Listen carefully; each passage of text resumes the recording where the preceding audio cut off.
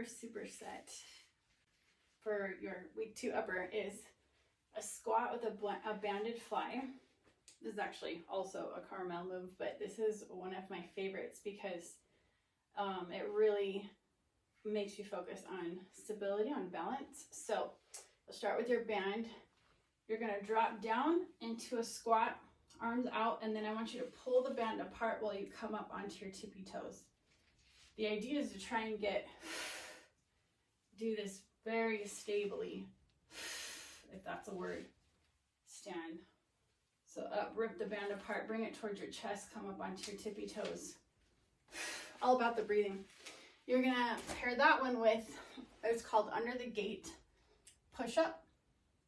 So you'll come down to the floor. It's kind of like it's an interesting movement. So starting in plank, you're gonna push back into like a down dog position.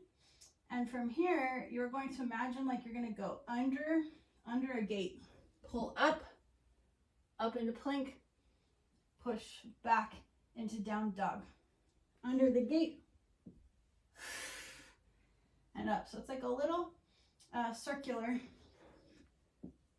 motion, working again, getting that like serratus engagement.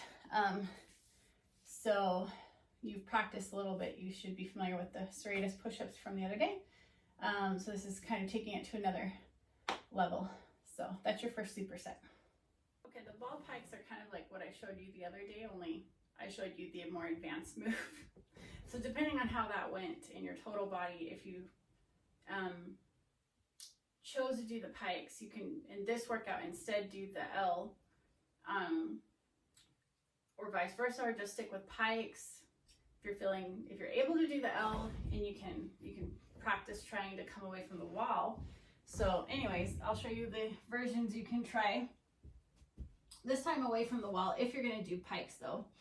So start in your plank position.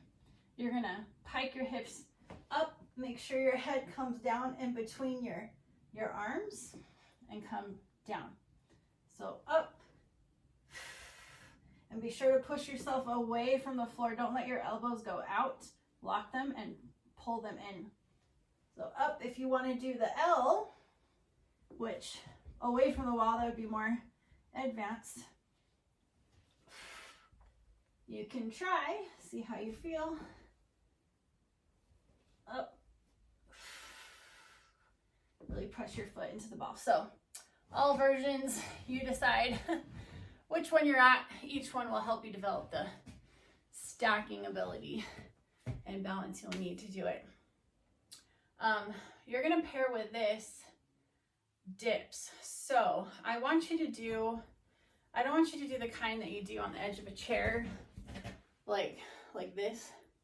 I'm gonna show you with my bars, but you can very easily do this with a couple of chairs. Like you can use 2 chairs back to back and use like the top part, the seat, or the back part of the chair where you're gonna put your hands. So, or if you have like bar stools that are high enough, you can try it on that. But I want you to learn how to dip this way because it's better for your shoulder and it builds a lot more strength. So there's multiple ways to do this to modify. So I'm going to show you. If you don't have bands and you're using chairs, the easiest way to modify it is to split your feet. So you're going to split your feet.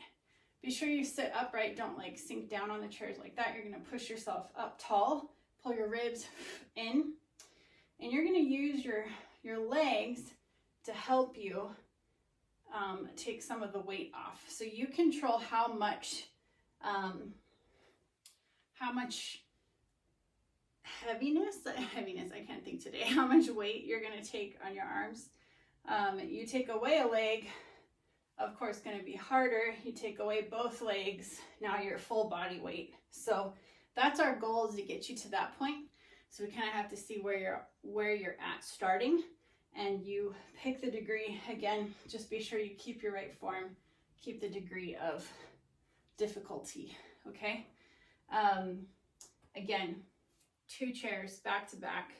You can easily dip that way. Just make sure that you are getting that good angle with your arm. So we're going straight down. It's more triceps and shoulders this way.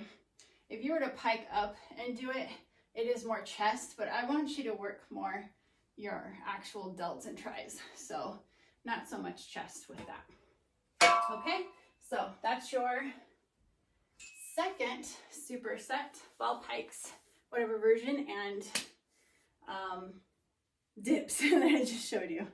Last superset, the first one is, you've done lots of hollow bodies, you've done them with bands, we're gonna do it again. We're gonna use a weight this time. So on your back, best version of hollow body that you can do, you're gonna keep your legs in whatever position that is for you. And you're gonna take a weight and you're gonna pull it over, back and forth. So back, no bending your arms. It's not a tricep move. It's